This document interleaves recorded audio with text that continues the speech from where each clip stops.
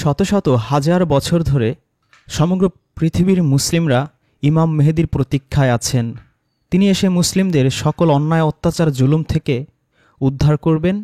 যেমনটা ইহুদিরা বিশ্বাস করে তাদের মাসিহা কিয়ামতের আগে এসে তাদের পৃথিবীর সকলের উপরে রাজত্ব দিবেন, একই রকম বিশ্বাস খ্রিস্টানদের মধ্যে। তারা বিশ্বাস করে জিসাস থার্ড কামিং বা ঈসা নবীর আগমন সম্পর্কে কিয়ামতের আগে। ইমাম মেহেদী সম্পর্কে শিয়াদের হাজার হাজার হাদিস থাকা সত্ত্বেও সুন্নিদের হাদিসের সংখ্যা খুবই কম। কিন্তু এই কুরআন খুলে দেখে না যে ইমাম মেহেদী সম্পর্কে কি বলা আছে। ১৯ নম্বর সূরা মারিয়ামের ২৯ নম্বর আয়াতে মাহাদি শব্দটা আল্লাহ রাব্বুল আলামিন উল্লেখ করেছেন। আল্লাহ বলেছেন, ফাশারাত ইলাইহি কলু কাইফা তাকাল্লিমু মান কানা ফিল মাহদি সাবিয়া। মান কানা ফিল মাহদি সাবিয়া। এই আয়াতে আমরা ফিল মাহাদি শব্দটা পেলাম, যেটা আল্লাহ উল্লেখ করেছেন। আয়াতের শুরু থেকে অর্থ হচ্ছে ফাশারাত ইলাইহি, তখন সে ইশারা করল। ফা আশারাত, ইশারা করল, ইলাইহি তার দিকে। কলু তারা বলল, কাইফা তু কাল্লিমু আমরা কথা বলবো, মান কানা ফিল মাহাদি সাবিয়া ছোট্ট শিশু যে মাহাদিতে আছে তার সাথে আমরা কিভাবে কথা বলবো। তারা শিশুটির দিকে ইশারা দিয়ে বলল। এই শিশুটিকে যে মাহাদির মধ্যে আছে, সূরা আল ইমরানের ৪৬ নম্বর আয়াতেও মাহাদি শব্দটা আল্লাহ রাব্বুল আলামিন ব্যবহার করেছেন, উল্লেখ করেছেন। ওয়ায়ুকাল্লিমুন নাসা ফিল মাহাদি ওয়া কাহলাওয়া মিনাস সলিহিন। ওয়ায়ুকাল্লিমুন নাসা, এবং সে কথা বলবে মানুষের সাথে ফিল মাহাদি, মাহাদিতে বসে, ওয়া কাহলাওয়া মিনাস সলিহিন, এবং পরিণত বয়সে হবে সলিহিনদের, সৎকর্মশীলদের অন্তর্ভুক্ত। এই আয়াতে যার কথা বলা হচ্ছে সে মাহাদিতে বসে এবং পরিণত বয়সে মানুষের সাথে কথা বলবে। মাহাদিতে বসে সে কথা বলবে। মাহাদিতে বসে কি কেউ কথা বলতে পারে? সূরা মারিয়ামের ২৯ নম্বর আয়াতেও বলা হয়েছে যে এই ছোট্ট শিশু যে মাহাদির মধ্যে আছে তার সাথে কিভাবে আমরা কথা বলবো। তাহলে কতটা ছোট্ট শিশু যে মাহাদির মধ্যে রয়েছে তার সাথে কথা বলা কি সম্ভব? সূরা মাইদার ১১০ নম্বর আয়াতে আল্লাহ তার পরিচয় পরিষ্কারভাবে দিয়ে দিচ্ছেন এবং মাহাদি শব্দটা উল্লেখ করে আল্লাহ বলছেন, যখন আল্লাহ বলবেন, হে মারিয়াম পুত্র ঈসা, তোমার উপর ও তোমার মাতার উপর আমার নিয়ামত স্মরণ করো, যখন আমি তোমাকে শক্তিশালী করেছিলাম রুহুল কুদ্দুস দিয়ে, পবিত্র আত্মা দিয়ে। এই রুহুল কুদ্দুস, রুহুল আমিন, রুহুমিন আমর, রুহুমিন আমরি, রুহানা, এই রুহুর ৬ ধরনের অর্থ নিয়ে ডিটেলসে ভিডিও করা আছে, সেটা দেখলে আপনারা বুঝতে পারবেন যে এই রুহুল কুদ্দুস কাকে বলা হয়েছে।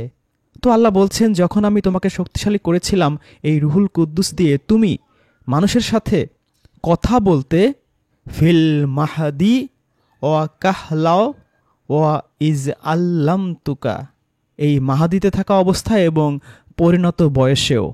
এই ৩টা আয়াতের অর্থ যদি আমরা যে কোনো অনুবাদ লক্ষ্য করি, আমরা দেখব যে তার অর্থ করা হয়েছে দোলনা।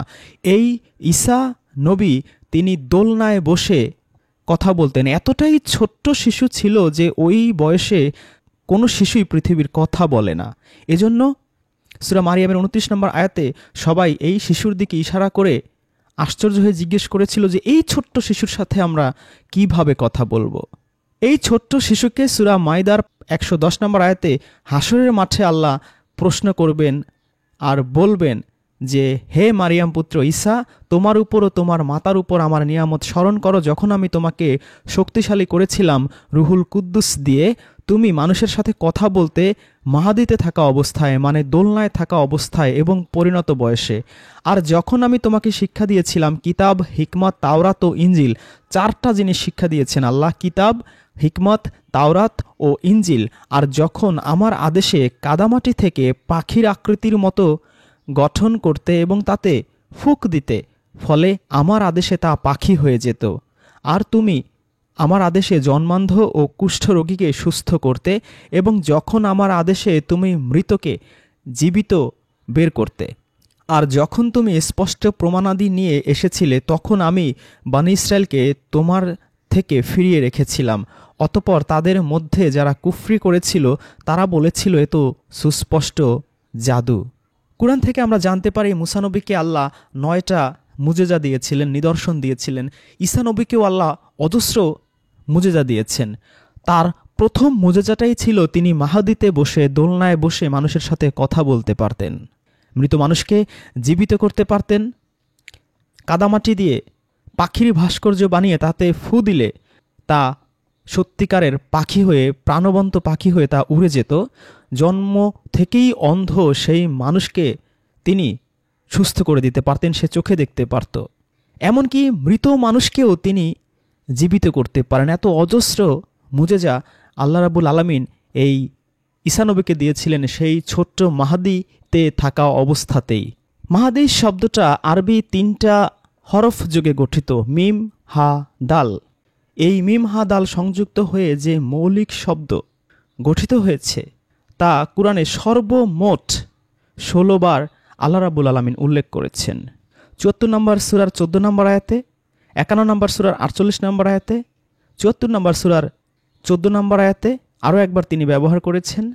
3 নম্বর সূরা আল ইমরানের 46 যেটা আমরা পড়েছি, 5 নম্বর সূরা মায়দার 110, 19 নম্বর সূরা মারিয়ামের 29, 20 নম্বর সূরা তহার 53, 43 নম্বর সূরার 10 নম্বর আয়াতে, 2 নম্বর সূরা বাকারার 206, 3-এর 12, 3-এর 197, 7-এর 41, 13-এর 18, 38-এর 56, 78-এর 6 এবং 30 নম্বর সূরার 44 নম্বর আয়াতেও আল্লাহ এই মিম, হা, দাল এই 3টা হরফ যোগে এই মাহাদি মৌলিক শব্দটার বিভিন্ন ফরম্যাটে ব্যবহার করেছেন, যার 3টা আয়াতের অর্থ সহ আমরা পড়ে বুঝলাম যে এই মাহাদি বলতে ইমাম মেহেদী আল্লাহ বোঝাননি, বুঝিয়েছেন দোলনা নামক শব্দটাকে। যেই দোলনায় বসে ঈসা নবী তার জীবনের পৃথিবীতে আসার পরে প্রথম মুজেজাটা দেখিয়েছেন যে ওই দোলনা থাকা অবস্থায় তিনি মানুষের সাথে কথা বলতেন।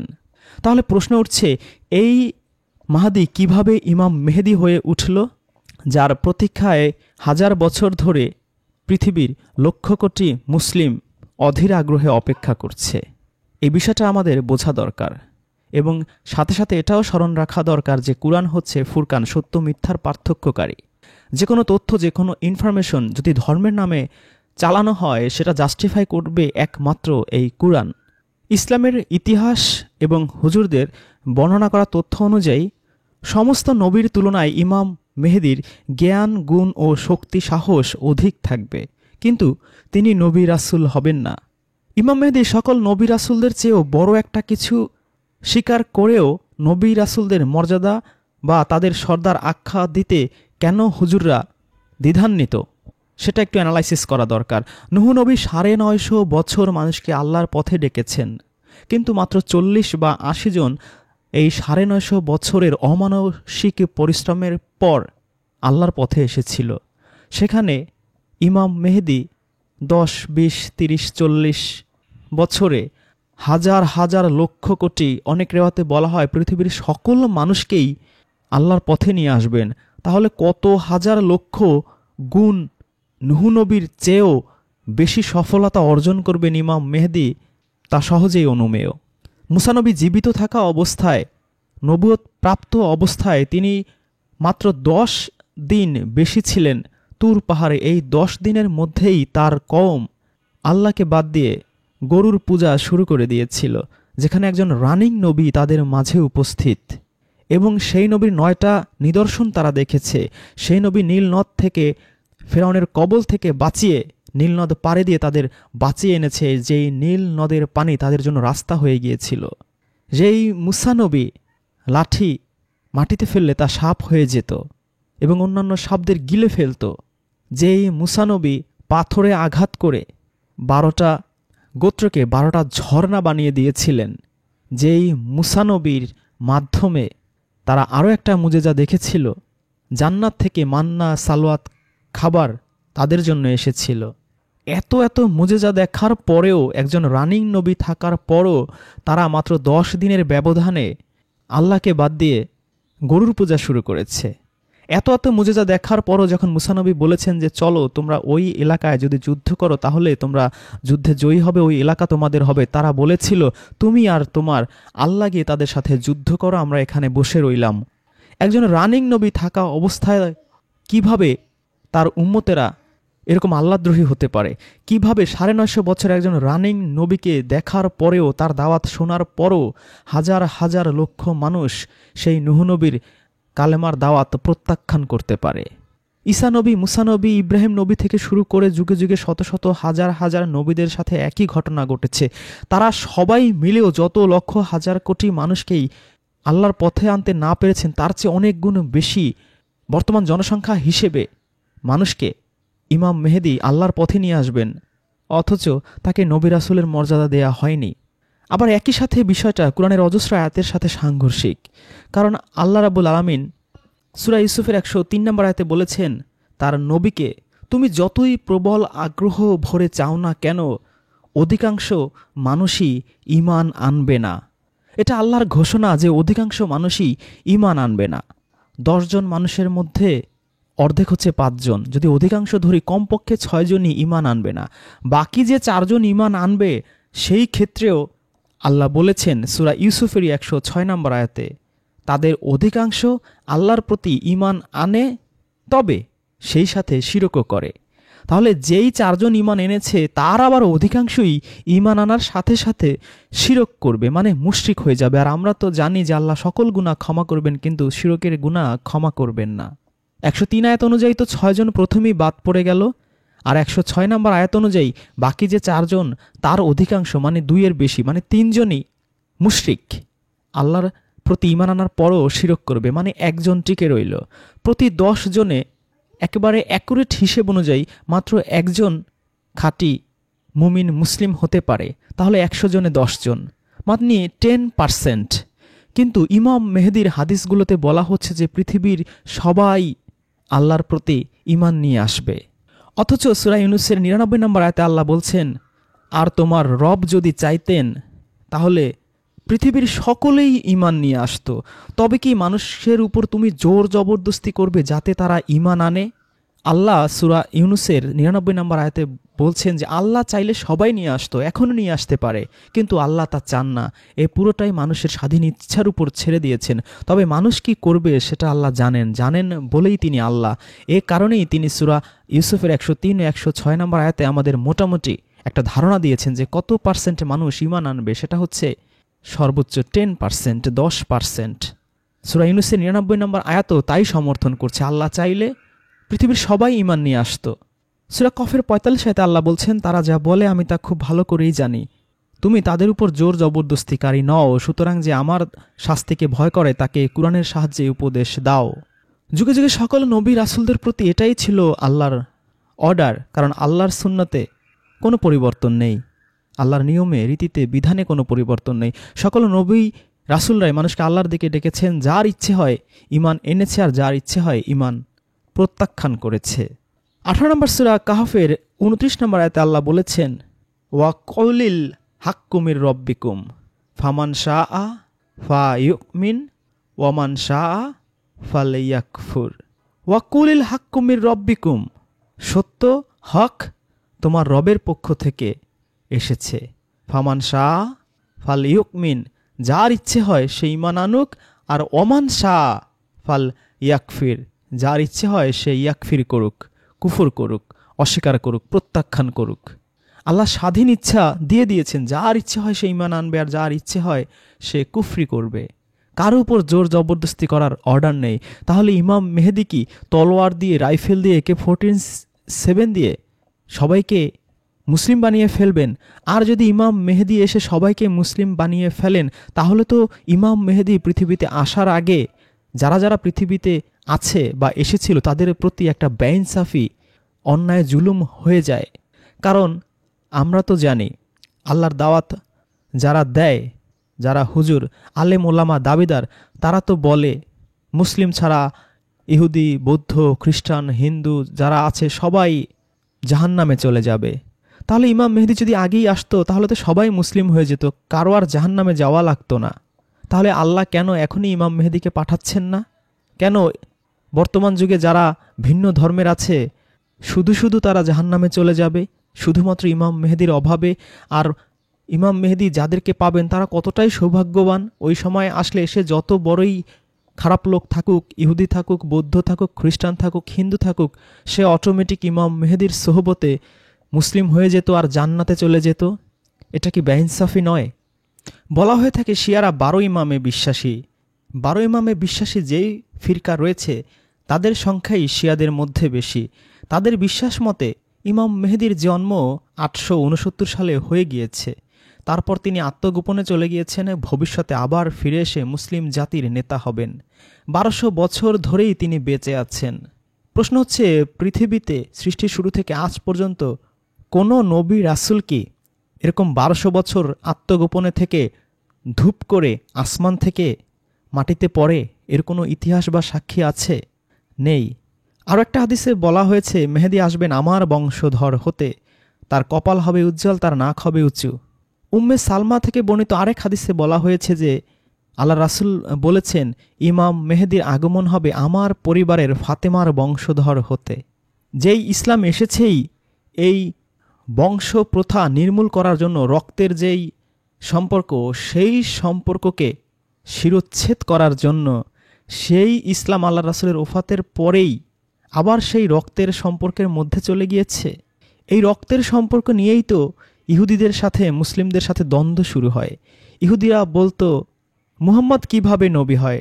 সে তো বনে ইসহাক নয়, ইসহাক নবীর ইয়াকুব নবীর বংশধর তো সে নয়, সেই রক্ত তো তার শরীরে নেই, সে হচ্ছে দাসীর বংশধর, সেই হাজেরার বংশধর, বনু ইসমাইল নবীর পর তো আর কোনো নবী রাসূল এই বংশে আসেনি। এই বংশে যত নবী এসেছে, শত শত নবী সেই ইসহাক, ইয়াকুব, ইউসুফ, মুসা, ঈসা সবাই তো এই বংশধারা থেকে এসেছে, বনি ইসরাইল থেকে এসেছে। এই বংশধারার বাইরে তো নবী আসা পুরোপুরি অসম্ভব।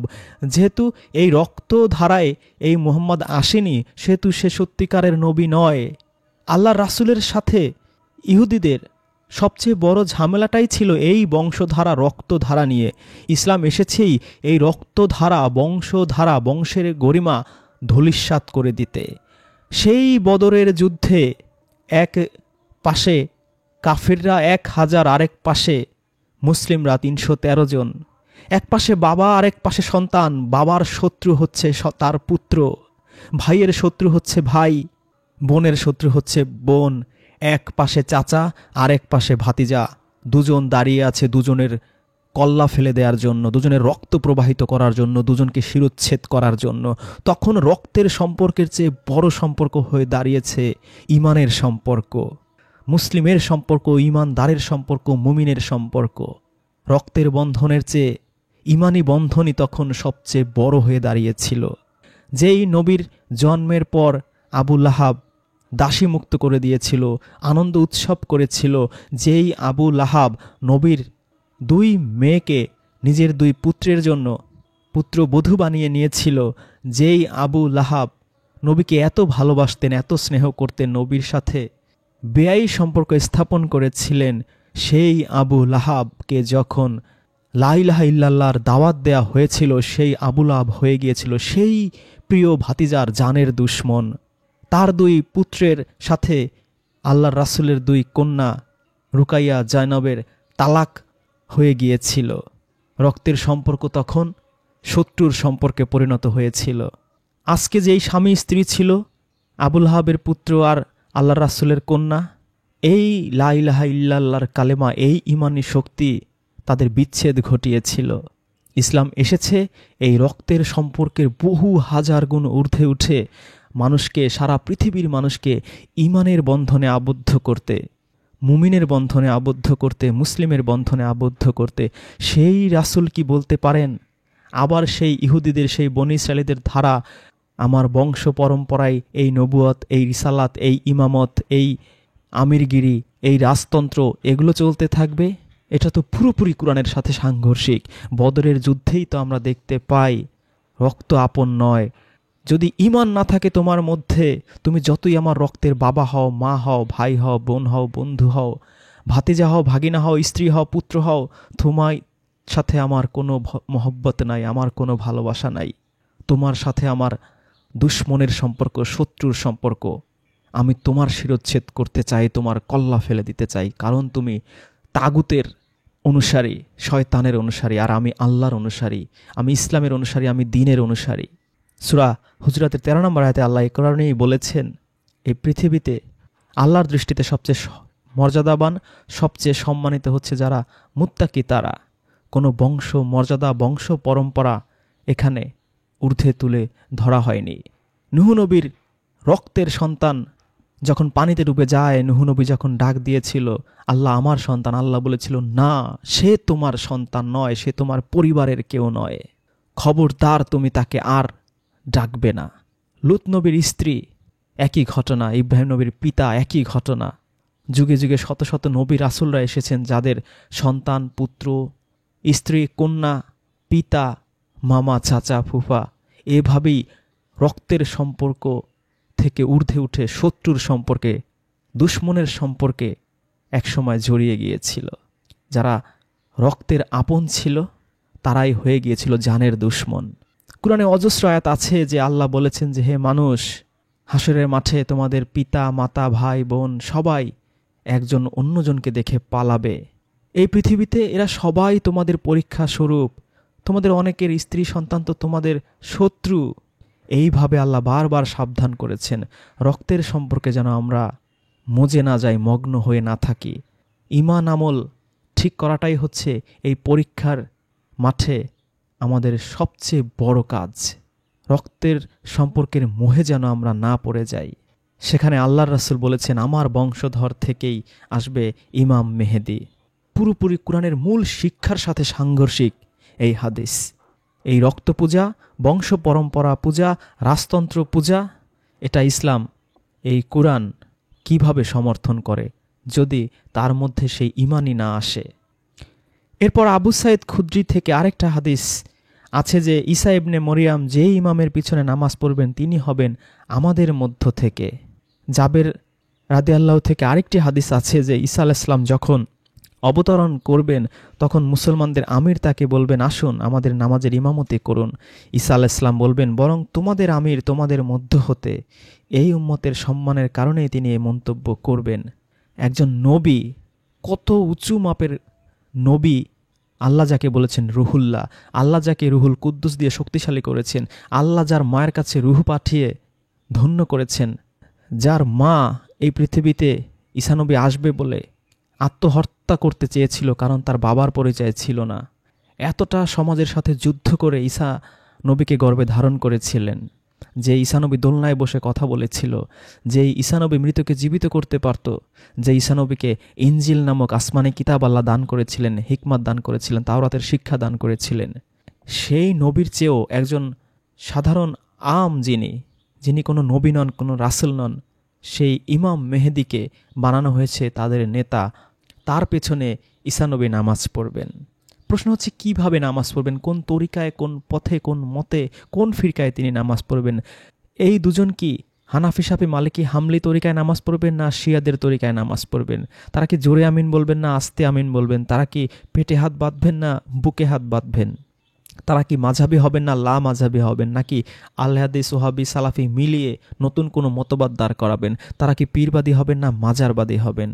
তারা কি সাতপন্থী তাবলিগ করবেন না জুবাইরপন্থী তাবলিগ করবেন? তারা কি আইএস, আল কায়দা, বোকো হারাম স্টাইলে ইসলাম প্রতিষ্ঠা করবেন নাকি তাবলিগি স্টাইলে ইসলাম প্রতিষ্ঠা করবেন? কারণ ইসলাম তো কুরআন থেকে বের হয়ে এই হুজুর শরীফদের মাধ্যমে শত শত টুকরায়, ফিরকায়, দলে, উপদলে বিভক্ত হয়ে আছে।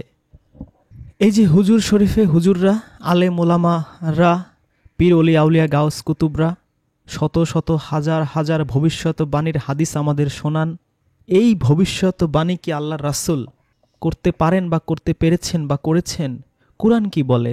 তখনকার যুগের পৌত্তলিক, ইহুদি, খ্রিস্টান সবাই আল্লাহর রাসূলকে এই ভবিষ্যৎ নিয়ে অজস্র প্রশ্ন করেছে, কিন্তু আল্লাহর রাসূল কি ভবিষ্যৎ নিয়ে ভবিষ্যৎবাণী করেছেন?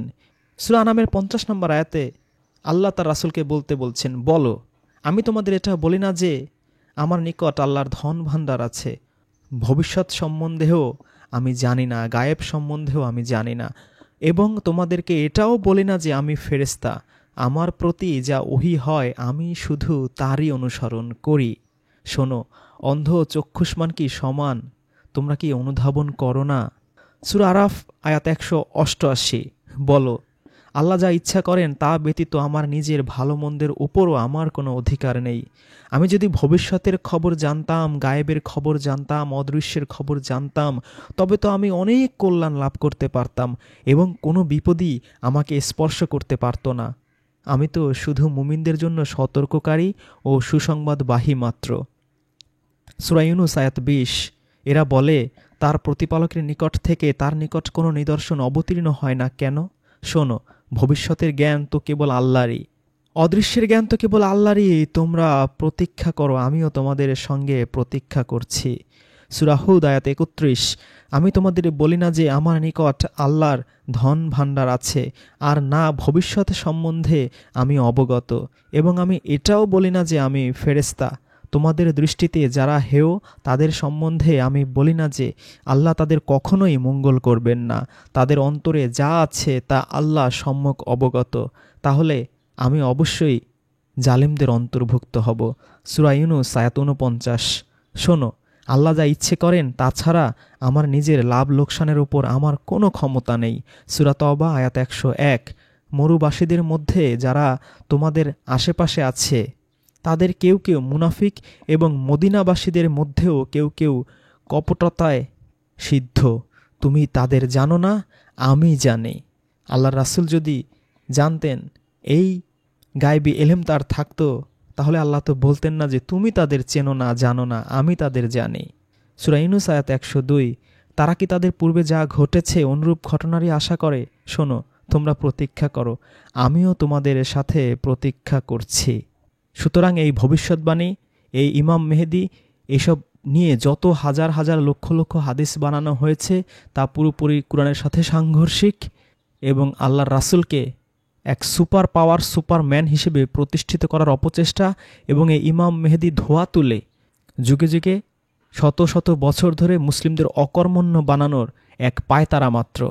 ইমাম মেহেদী এসে সব ঠিক করে দিবেন, ইহুদি খ্রিস্টান বৌদ্ধ সব মেরে কেটে আমাদের বিজয়ী করে ফেলবেন। এ কারণেই মুসলিমরা জ্ঞান বিজ্ঞান চর্চা করে না, সমরাস্ত্রে পিছিয়ে, সমর যুদ্ধে পিছিয়ে, যুদ্ধ বিগ্রহ, টেকনোলজি, প্রযুক্তি সব কিছুতে তারা পিছিয়ে। মেডিকেল সায়েন্স থেকে শুরু করে এমন কোনো জ্ঞানের শাখা নেই যেখানে মুসলিমদের পদচারণা দৃষ্টিগোচর হয় সেইভাবে।